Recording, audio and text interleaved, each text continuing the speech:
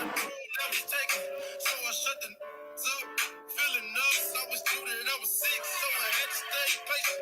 Taking over summer, tell me what's the bid. I'm still cuffing, tell me what it is. You ain't paying no bills, buying no bags, buying no heels. Goddamn, let it live. All I see is 20s, 50s, 100s. If we didn't go to meal, the whip, I don't want it, but to make it to the stomach, I'll be getting to the money. Everybody mad. Hey. Everybody mad. Hey. Same old sisters from the block. Same old sisters from the block. Hey. Hello, Cass.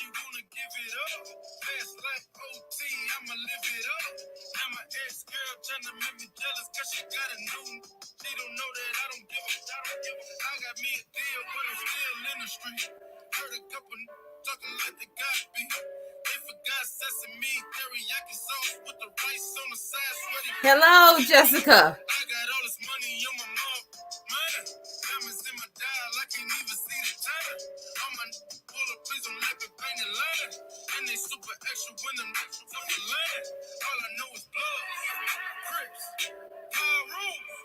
Pyrus.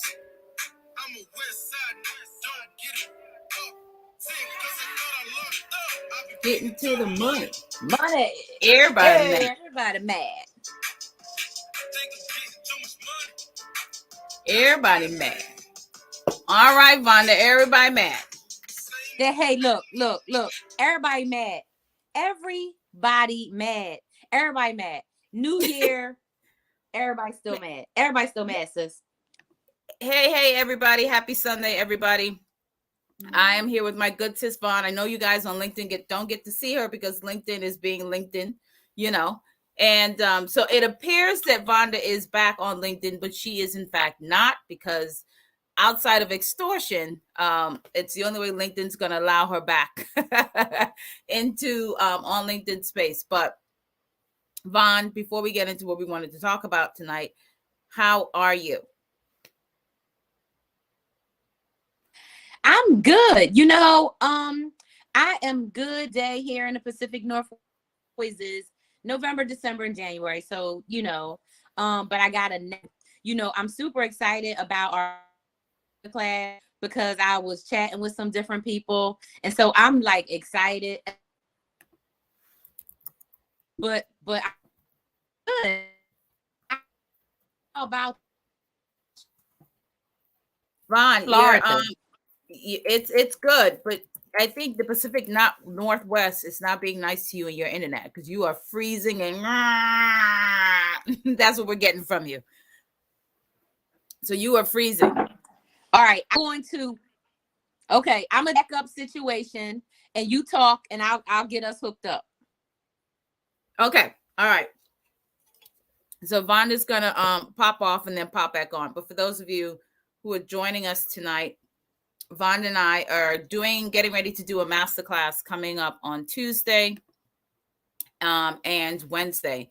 And I think this masterclass is apropos because of something that happened to me this morning on LinkedIn that really demonstrates the lack of empathy in the folks who need to be doing this work. Honestly, some of you who have been following me this morning know that this morning there was a video that was shared on LinkedIn, and it was shared by a person that works in the DEI space. And this person is a white male. And the video that was shared was that of the violent beating of a young Black girl. And that conversation started out with me just asking, why is it that we keep sharing this kind of content? Especially, and I don't care if you're Black, I don't care if you're white, I don't care if you're Latin, I don't care if you're Asian.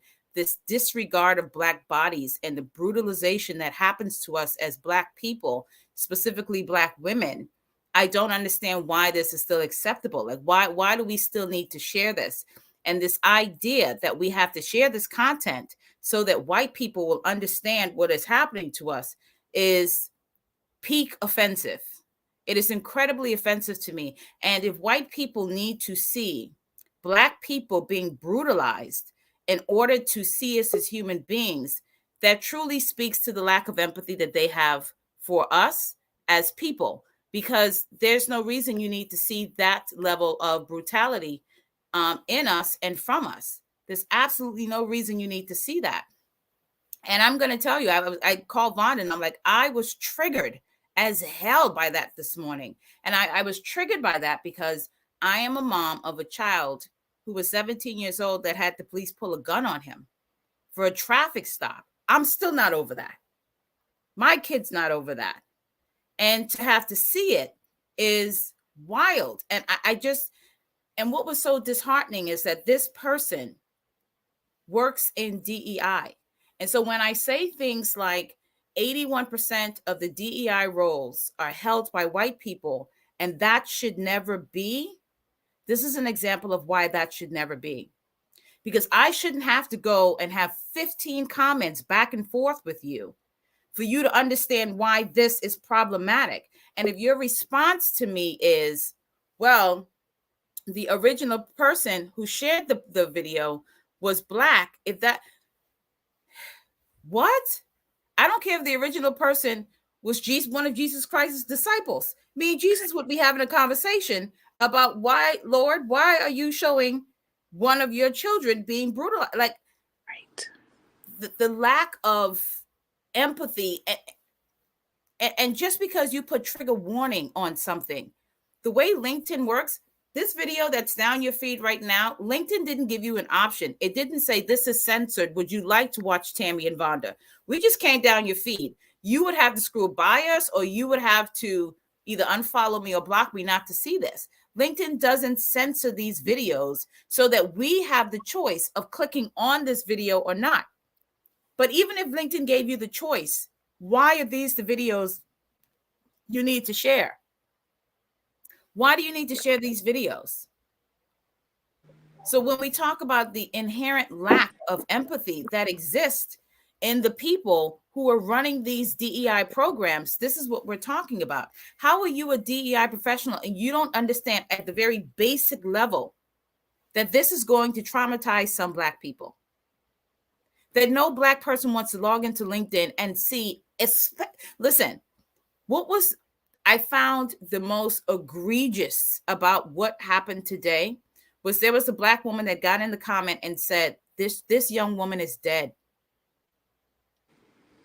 And even after saying that this young woman is no longer with us, it still was not enough for this person to pull this video down. This young girl is dead. And you think it's more important for you to drive home some point about racism than honor this child's body? It is more important for you to use that content, as you say, to highlight racism than to honor this young girl's body. To see her body brutalized online is more important to you than to take it down. And it had to be up for 2 hours of Black people in your comment section saying, this is not it, for you to take it down. And then take it down, no apology, no reconciling. And here's the thing, I'm hoping, because I personally don't like folks getting caught in some stuff and then rushing out and giving an apology. So I'm hoping this person is taking time to really sit with what people were saying in that comment section to properly understand the impact of what they did today with that content, the impact of what they shared in that content, and how it was problematic. It was problematic. And this idea of having to constantly share this kind of stuff is just wild to me, Vonda. It is wild to me. So when we say like the empathy that is lacking inside of whiteness, I'm not trying to be divisive. I'm not even trying to be hyperbolic. There's too many examples of how that empathy is missing. There's too many examples of how that is missing from folks. You're muted, Vaughn. Every day, the example is more and more clear. Every day, the examples are just happening consistently. And the fact that anybody would think that sharing any trauma, right, of a real person in real life, not something on TV made up, Law and Order, even that would be something that is demonstrating anything, because in essence, all it even does, even more so, is it negates that this young woman was a human being deserving of value, respect, and just like something. And so the fact that the invisibility and the lack of recognition in the humanity of a Black woman's life, Black body in general, but that's the part that helps us know that empathy is not innate.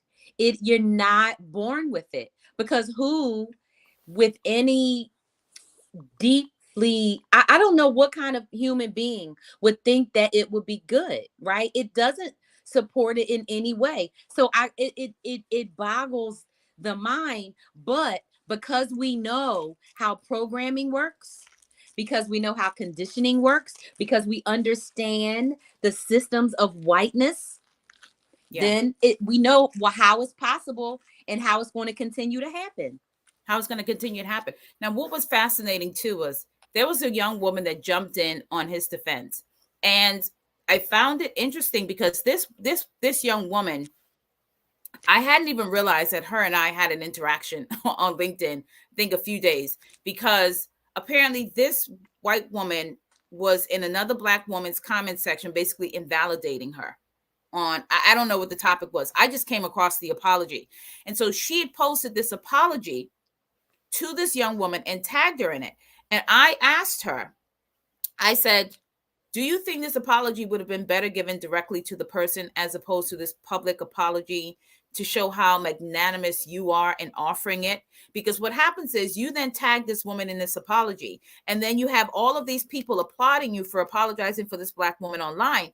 But what happens if this Black woman doesn't accept your apology? Now she becomes the villain and you become the hero. So why didn't you offer this apology directly to her and allow her to share with the LinkedIn audience about what you did? Why are you still centering yourself even in this apology?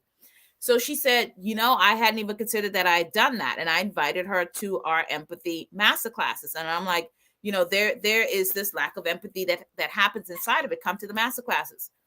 So she was the woman. And again, I had the exchange. I didn't pay attention to the woman's name or anything like that.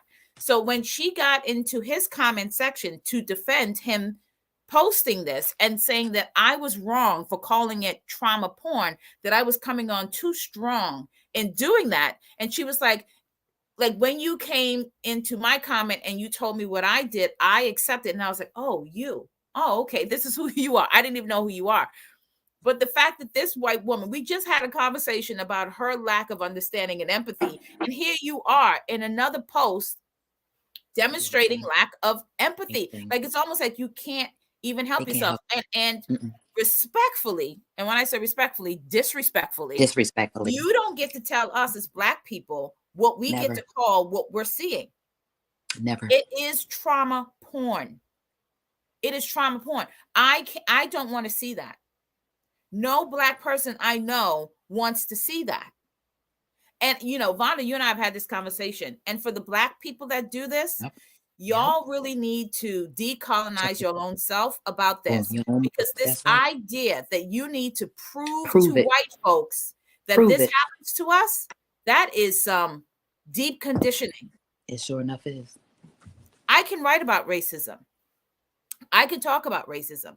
I could talk about Black people being harmed by racism. I could talk about Black people being brutalized by racism and never once have to subject anybody to an actual video of that brutality and violence. Never once. Never. And I would invite you, if you are Black, if you are white, if you are Asian, Latin, Indigenous, if you do not have the requisite skill to discuss racism without the aid of violence to Black bodies, don't do it. please Get don't out. do it. It's not a conversation you can have. That's all. It's not a conversation you have, because the lack of like I said, he spent 15, it was like probably 15 messages back and forth debating with me, and he was leaning on, well, this was shared by a Black woman. Well, a Black woman shared this. And I'm like, I don't care if every Black person on the globe agrees with you. Right. I'm telling you what this content does to me. And then, when I posted it, there was a lot of Black people on my post that said, I'm glad somebody said this, because I don't want to see it. I don't know any Black person that wants to see this content. And if you are a white person and you don't mind watching this content, please sit with why you do not mind watching this content. Yeah. Let's talk about that. Sit with yourself and figure out, why is it that I can watch this content? And I promise you, you're watching this content and you feel nothing, because violence is such a staple with inside white. Like, y'all are so conditioned into violence, you don't even recognize violence when you see it. Like, the bodies aren't even real people to you.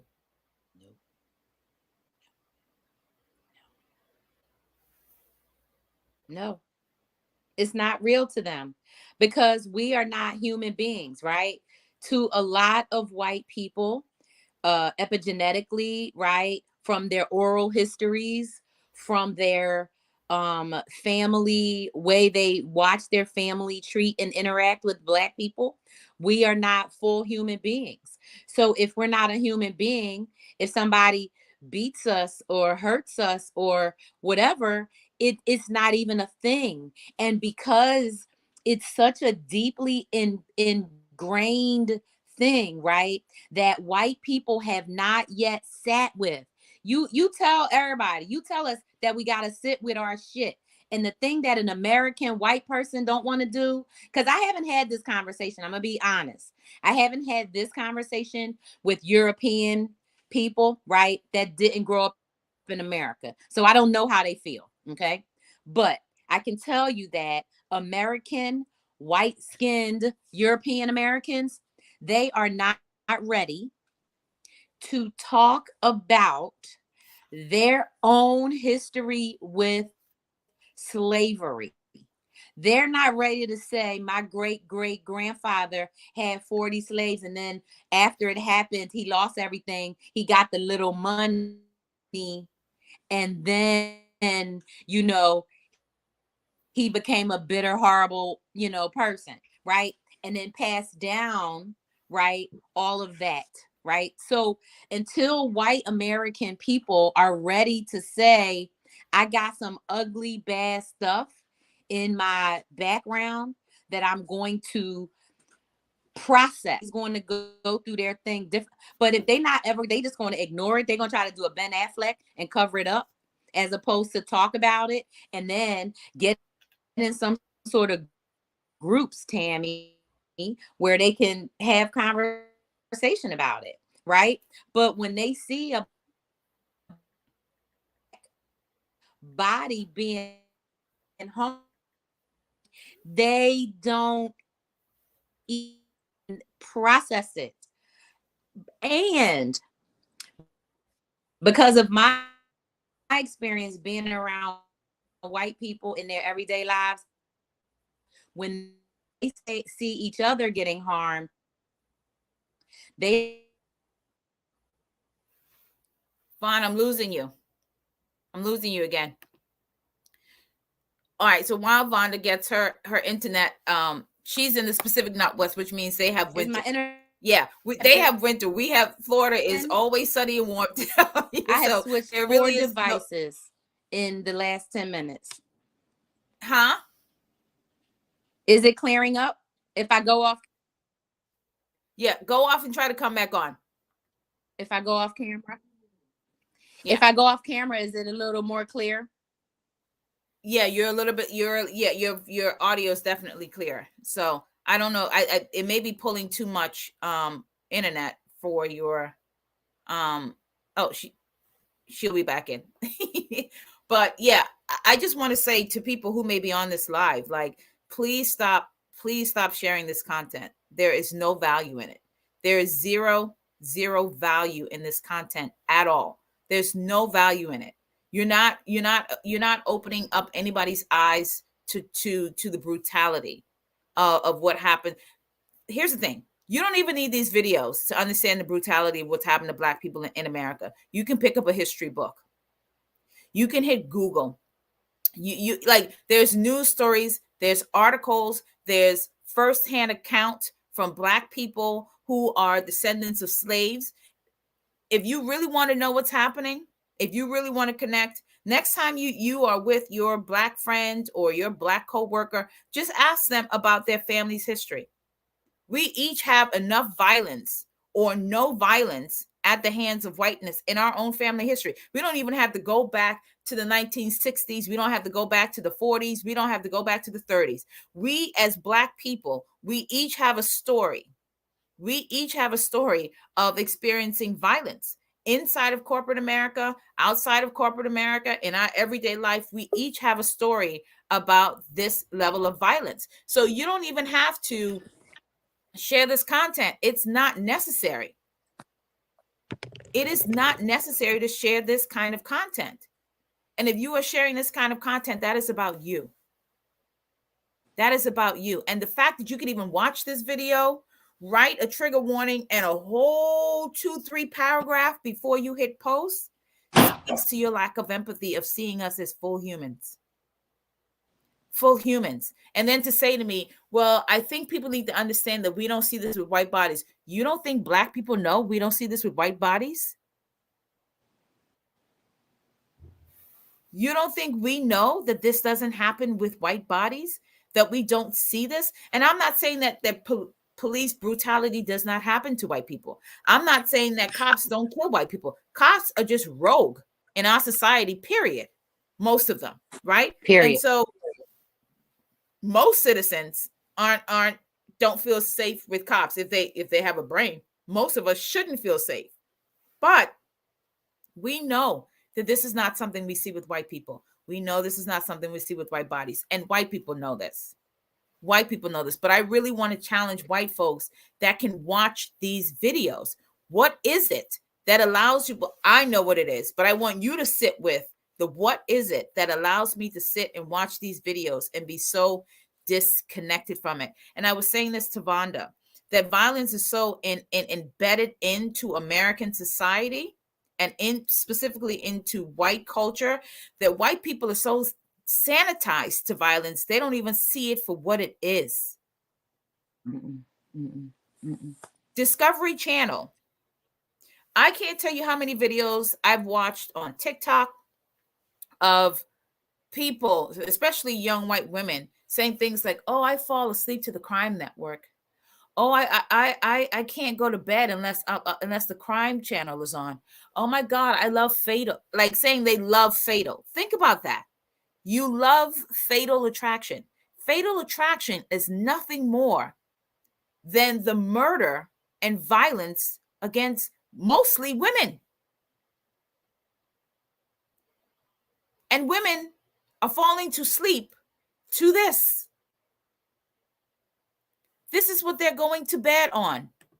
This is what they're falling asleep to.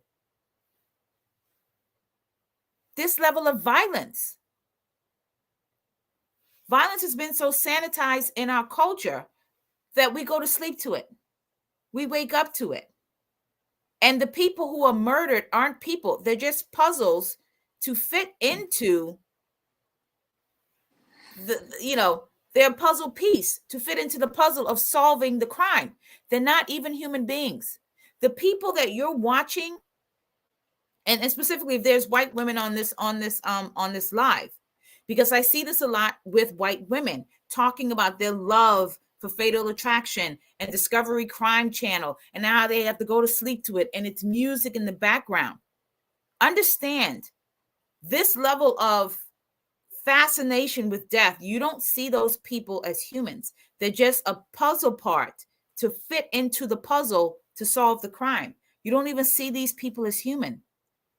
So if you don't see yourself, if you don't see that white woman on the screen dying and being murdered 365 days a year, if you can watch this violence and this murder all year round, and these are women who look like you, and you could be disconnected from seeing women who look like you be murdered every day, you absolutely don't see me. You absolutely don't see a Vonda. You don't see a Lisa. You don't see a Jessica. You don't see a Monique. You don't see us. If you can look on television and watch Crime Channel, the murder of mostly white women, most of that crime stuff is mostly white women being murdered. If you can watch that, fall asleep to that, and see women who look like you being murdered, beaten, brutalized, you absolutely don't see me. And this is why you can share these videos. This is why you can defend these videos being shared, like that white woman that came into his comment section to defend the videos being shared. That's why you can watch them. You can defend them. Because if you can look at women who look like you and feel nothing, you absolutely are going to feel absolutely nothing for me. Absolutely nothing for me. Because in this society, violence has been sanitized to nothing. But for Black people, it will never be sanitized to us.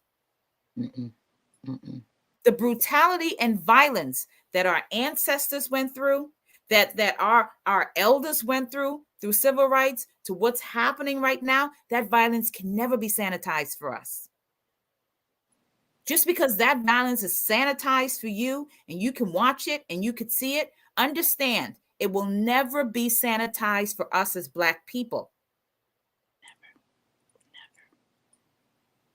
Never. We can't pretend that violence don't have an effect on us.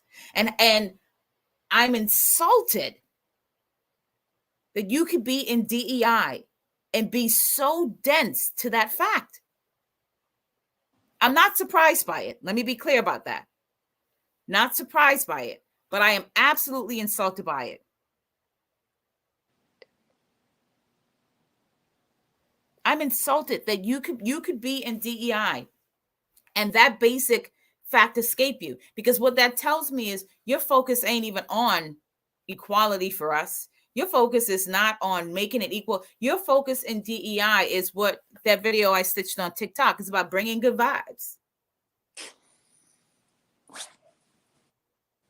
Let's bring good vibes. We don't want people to feel bad. And it's like, you cannot do this. Like DEI, every other marginalization is an offshoot of the civil rights. That's how DEI started. Everything is an offshoot of that. And to pretend that civil rights and the liberation of Black people, the equality and equity of Black people is not at the heart. The heartbeat of DEI is to do such a disservice to the people who fought for us to even have civil rights. And I see Black people doing this nonsense too. I see Black people doing this nonsense too. But you know, DEI isn't just about, listen, let me explain something to you. There are Black disabled people. There are Black gay people. There are Black trans people. There are Black neurodivergent people. And then they're just Black people. Every area of DEI sits everybody who's Black. But if you think about the advancement of groups, marginalized groups in DEI, who always comes last in equity, it is Black people. Because the first thing they have to do is desanitize what DEI is all about, and then get us to agree that it ain't just about us, which then puts us and our issues behind everybody else's. And I don't know who's been following me for a long time. I don't know who knows me, but you know that ain't gonna ever happen with me over here. And me advocating for Black, I'm also advocating for neurodivergence because they're Black too. I'm also advocating for people with disabilities because they're Black too. I am also advocating for trans people because they're Black too. I am also advocating for gay people because they're Black too.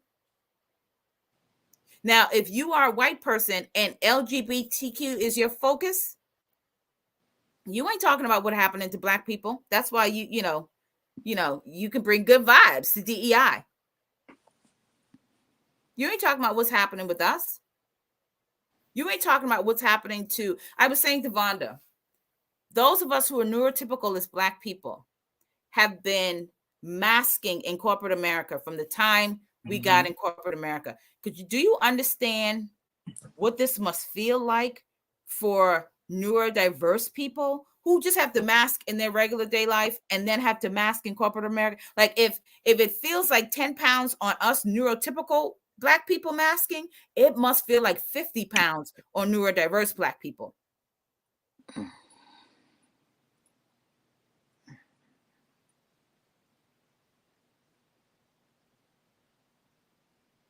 If it feels like 10 pounds for me as a neurodiverse person, it probably feel like 50 pounds on you masking in corporate America. I couldn't even imagine what that feels like for you, because I know what it felt like for me. Vonda knows what it felt like for her. I can't even imagine what it felt like for you trying to mask in corporate spaces.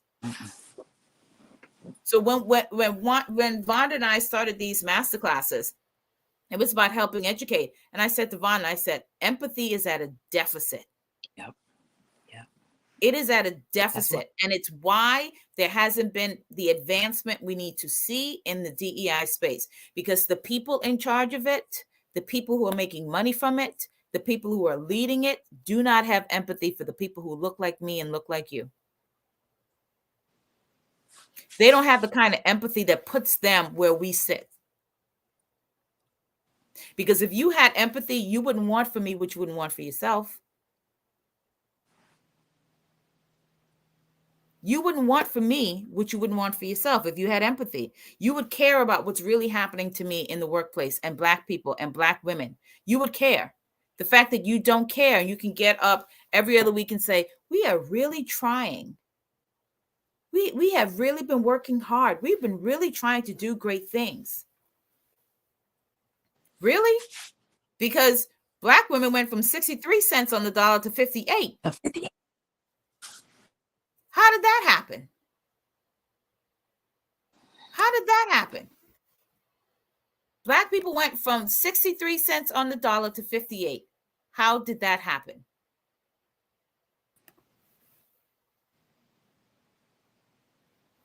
If we know how it happened. Was well, go ahead, Vonda. Tell us how it happened. We know how it happened. Because first and foremost, right, from the beginning, right, we know that the civil rights was the whole beginning of it, right? And then the Equal Pay Act in 1963 was supposed to say that women and men doing the same job supposed to make the same amount. That was what it was. How all this other stuff, we know it was because when Black women, right, had to enter the workforce, they were like, well, this is going to create economic advancement for Black people. We can't have that. So we have to do some sort of scheme, some sort of fake industry, some sort of program, again, to get people focused on other things so that we can continue to make sure Black people in America remain the permanent slave class. How do we do that? We never let Black people have enough economic stability to build anything. Black Wall Street, Tulsa, Vanport, Central Park. How many Black cities, Black towns are underwater or under concrete because they got burnt down and buried? Because the second some group of people started making it do what it do, right? Some people without empathy, right, said, well, they can't have anything. It didn't have anything to do with them. But then the violence that is so closely tied to empathy, not just being able to witness and watch it, but to participate in it so like easily, like drinking water, like, you know how we be like, oh, pass the salt, like just so easily. And so that's why it can be shared and consumed. It just is so casual because it's centuries and centuries and centuries of conditioning. Yeah. And I've talked about the epigenetics aspect of it, and I was like, it's wild to me that we will talk about epigenetics and how it impacts Black people, and generational trauma, but slavery was trauma for everybody involved. And the That's right. epigenetics, it looks different. It looks different, but it's all the same. Like, we have our own set of trauma around what has happened to us in slavery. It plays out differently for all of us, but the trauma is the same. For us, it is the trauma of that, like, our nervous system hasn't adjusted to what has happened to us. But in the same way, that inherent need for violence, and whether that violence is psychological, whether that violence is emotional, whether that violence is physical, whether that violence is financial, that need for violence still sits there. And like Vonda said, whether or not you're participating in the violence or whether you're consuming the violence, that need for violence sits there. That thing that says, this doesn't feel odd to me. Because I can tell you, I can't see Tuesday. Appreciate you, but we'll see you on Tuesday, Cass. I can't for the life of me. It's why I don't even watch horror movies. I don't watch, crime shows, and like none of that. None of that appeals to me. If I'm going to watch a murder mystery, I don't need to see no crime scene photos. You just better be sitting in a room talking about the case. I don't need to see no gory. I don't need to see none of that. Now, if we talking about the case, we can talk. But this disconnection from one's humanity to see somebody else as human is central to the lack of empathy that exists. The lack of empathy that exists. It is critical that people get in touch with that part of them that's human. That's human. And the only way you get there is to deconstruct what you was born into. And you got to get less defensive when people say to you, hey, what you are doing is harmful. Like I said, it was 15 comments of, well, somebody from, and listen, I said this to Vonda too. Now, which one of y'all on here? And was it Lisa? Let me see. Was it Lisa? Was it Aya? Was it Jessica? Monique? Which one of y'all started coining the term the global majority? And here's what I'm going to say to you. Stop saying that. And I'm going to tell you why to stop saying that. Vonda, what do I always say to people? Listen to words, people. That's right. Words have meaning. Listen to words, people. I understand the desire to identify as the global majority because there's something inherent about not wanting to be called minority. But the problem with labeling yourself the majority, over time, you keep saying we're the majority, guess what's going to happen? All of the benefits that we get, and there ain't a whole lot, as minorities, is going to turn back to who we said is the minority, which is going to be white folks. Because you keep saying global majority, global majority, global majority. All of a sudden, we're going to see policies that saying, well, Black folks are the global majority. And so we need to level the playing field and now help minorities, as if they don't have enough help as it is. And this language is designed to erase Blackness. Yep. I'm Black. Lisa's Black. Vonda's Black. Drianna's Black. Aya's Black. Monique is Black. We're Black. All of this flowery language is about erasing Blackness. And I know you don't see it now, but it's about erasing Blackness. You ever been in a room with some white folks, and even the way they say Black feels like they said something ugly. And some of them don't even like saying black. Like they don't even like it rolling off their mouth. It feels like they're saying something bad. It's about erasing black. So now we're not black, we're African Americans. Now we're not black, we're part of the global majority. All of this language is about erasing blackness. And I'm telling you, if you keep running around and setting the president that we are the global majority, watch how the benefits move from the global majority to now aid the minority. Like they not getting all the affirmative action now. Like the white women ain't getting but all. Now they're going to have legal precedent because they will legally make us the global majority. Y'all have to pay attention. DEI has to go beyond. If you work in DEI has to go beyond flowery initiatives. It has to move towards critical thought. It has to move towards language that we use in spaces when we go into these companies. Be very intentional about the language that's being used to describe people, places, things, and initiatives. It has to go beyond you just wanting to do initiatives in your company. So, you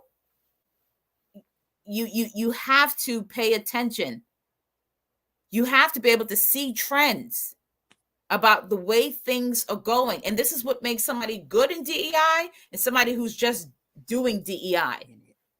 You have to be able to see the trend of the way language is shifting and changing. You have to be able to see trends, the way people, what the requirements are for these roles. If you pay attention to any job posting that you see for DEI, pay attention to what the qualifications that people are asking for DEI. It mirrors compliance. It mirrors compliance. It mirrors risk assessment. It doesn't mirror anything standing outside of how do we dismantle systems already in the company. Because the bottom line is they could do it if they wanted to. Because here's the thing. They have the day. So first of all, born in America to get papers filled out that say whether you black, white, Hispanic, Asian, right?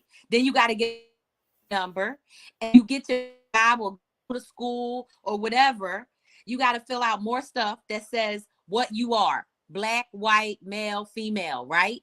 So when you get to the workplace, they know black Tammy, black Vonda is making less money than white Becky and white Susie and white Jennifer. So it's not like they cannot say, okay, Vonda and Tammy, Becky and Jennifer all doing the same job. They should all make the same money, except for maybe if one of them or two, or they've been doing it longer. But at the job should be the same. If me and you are both 24 years old, we graduated from the same 4-year university, but I'm light skinned and I'm making $100,000 and you dark skinned and you making 60. That is not something that's just happening and nobody can change it. So the sickest part, especially when it comes to the 30% of black that are even working chief diversity officer roles, is you're working that literally has you there to pretend and show face of some sort of representative equity that we're fighting for, which people could easily give, because the board of directors controls everybody's salary in the company, from the CEO down to the customer service person. They could easily give Tammy her full dollar instead of her 58 cents. They could easily do that. So I don't understand why people are sitting around pretending that it's all this inequity, because the inequity, back to what you said maybe about 6 minutes ago, is in black, because black people come in queer body, disabled body, and every other type of body. Yeah. So we pretending. We're pretending that we're fighting for something that people could give us if they had the requisite empathy, and then if they wanted to do it. But they'd have to have empathy to have the will to do it. I was about to say, you first got to start with empathy that gives you the will to do it. You got to have the empathy that gives you the will to do it. And a lot of them don't have the empathy that moves you to want to do it. When that video came down, and I really was so upset because it triggered what happened with my son. It made me feel for this young woman's parents. And I said on that post, I said, beyond the PTSD that this young woman will experience, I was thinking about her mother. I was thinking about her mother. And if it was my daughter who had to go through that as her mother, would I want that image of her floating around the internet? Would I want other people consuming her body in that way? Would I want other people being able to watch violence being enacted on her and just see it as a video that they're watching? I was sitting there thinking, this could be my child. This was a young Black girl. This could have been my daughter. It could have been my sister. It could have been my friends' daughters. And because every part of me that had empathy wanted it down, it made me want to do something about it, which is why I kept going back and forth in the comment section. I could have left it alone. I could have said my piece and moved on. But the part of me that had empathy for this young woman and her, I needed to do something because I wanted it down. So when you're dealing with people who are in the position to change something for you, but they haven't, it's because they have no empathy for you. They have no empathy for your situation. They have no empathy for the fact that Susan is making $110,000, which is going to put her family's financial stability in a better place than Vonda, who you're paying $75,000 to, and they're both doing the same job. You have no empathy for how that money impacts her family structure. You don't care about it. You care that Susan is making that amount of money. You don't care that you're not paying Vonda what she is deserved. You don't care how that impacts her family structure and dynamic. You don't care about how that impacts her ability to take care of her and her children. You don't care about it. Because if you had empathy for it, you'd want to fix it. And the fact that we are this many years, what is it, about 50 years removed from the Civil Rights Act? 60 years removed from this act, and pay equality hasn't happened, speaks to the people don't care about it happening for us. They have no empathy to do anything about it. They have no empathy to do anything about it.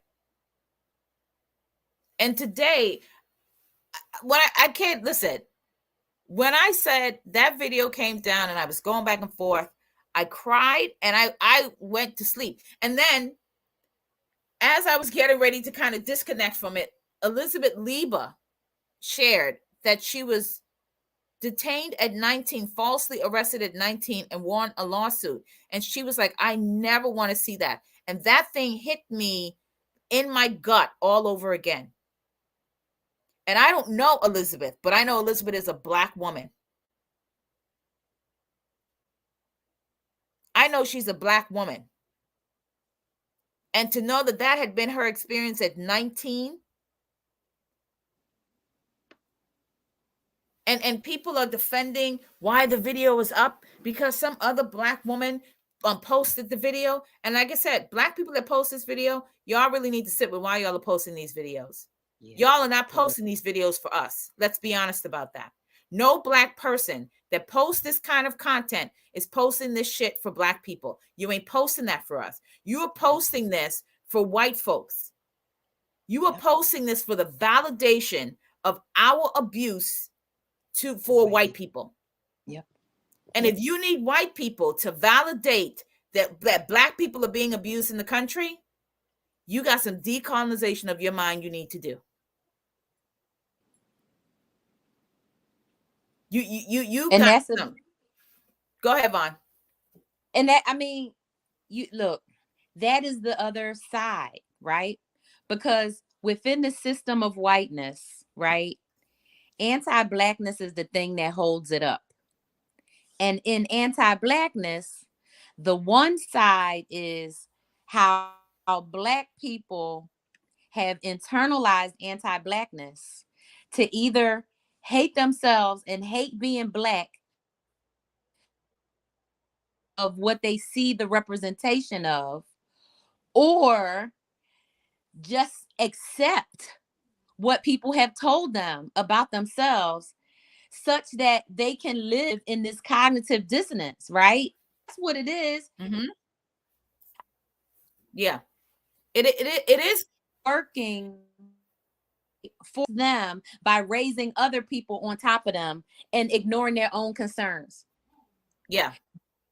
3.5%, you said 3.5% Black people in CDO roles, and not even 0.5% of Indigenous people. So 96% of DEI is ran by people that are operating within a system of whiteness. 80% white, 81% white, and then almost 6.5% Asian and Latino. Look at this mess. Someone actually told me that I was being too emotional and oversharing by saying I wanted this video taken down. She right, because a Black woman can never have. She literally told me there are bigger fish to fry. Can never have. What is the bigger fish? What? Listen, the fact. Complain or talk. Exactly. What's the bigger fish? Right. What is the bigger fish? What is the bigger fish? The bigger fish is get used to seeing Black bodies brutalized and put on display because we don't mind it. Now, I'd like to know from her what she think the bigger fish to fry is. That we should get used to seeing Black body brutalized and put on display. Like, didn't y'all do enough of that at the picnics and the lynchings, where y'all were cutting off body parts and saving them as souvenirs? Did anybody tell the folks at the lynchings, you know what, we don't need to kill anybody, there's bigger fishes to fry? I wonder if that was ever said at a lynching. We really don't need to cut off anybody's body parts and save them in canister jars in Mima's basement and down in South Carolina and North Carolina. They're bigger fish to fry. But this is what it does. It's to make us seem over emotional and irrational in our feelings. Because if we are over emotional and irrational in our feelings, then we become the problem, not them. This is all gaslighting and projection. We become the problem and not them. We're coming up about 7 minutes left on this broadcast. We only intended to be here for an hour, but I definitely wanted to say to people who are on LinkedIn, if you share this content, please stop. If you're a Black person sharing this content, please stop. If you're a person who is non-Black, and even if you're a Black person, if you are able to watch this kind of content, Vonda will invite you to this masterclass about how to unleash empathy in yourself. And this class isn't just about white people. This is about all of us. If you're a Black person, if you're a white person, you need to be in these masterclasses and series. Because even some of us as Black people, we have some anti-Blackness we need to work through. We have some perpetuating of white supremacy that we have done in corporate spaces. We have turned over our voices in spaces to keep ourselves safe or employed, and it's at the cost of other Black people. And you need to learn how to navigate that. You need to understand how to navigate that.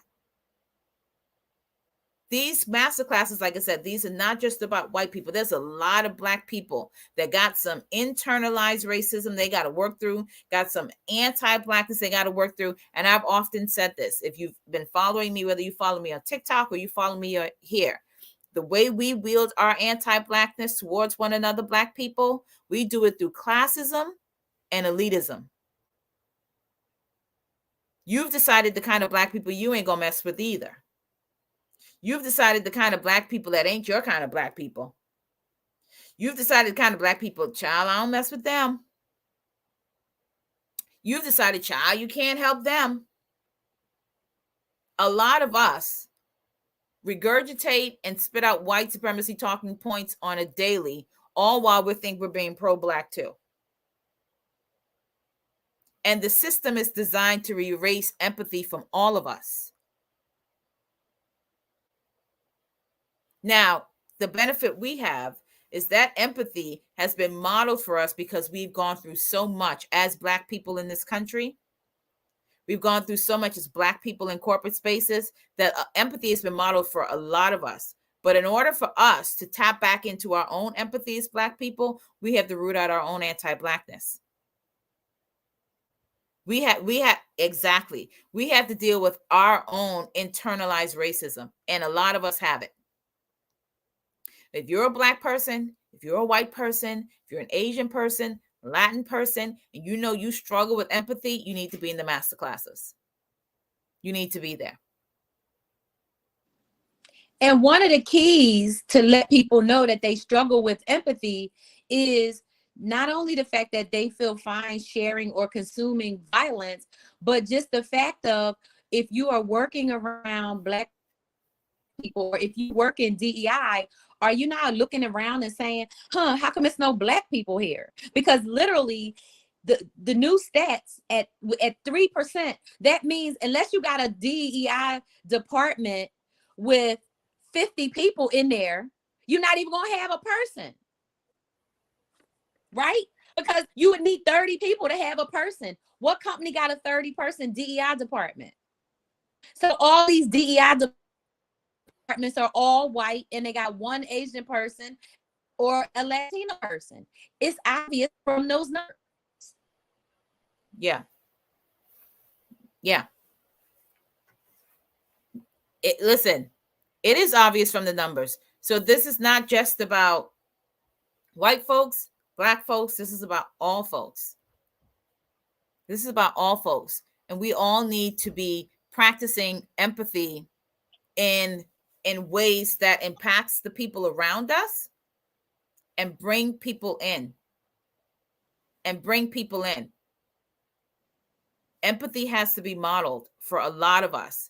And what was modeled today in the sharing of that content, and people telling this sister Aya, bigger fish to fry, we're getting too emotional, demonstrates the lack of empathy that sits in a lot of the people.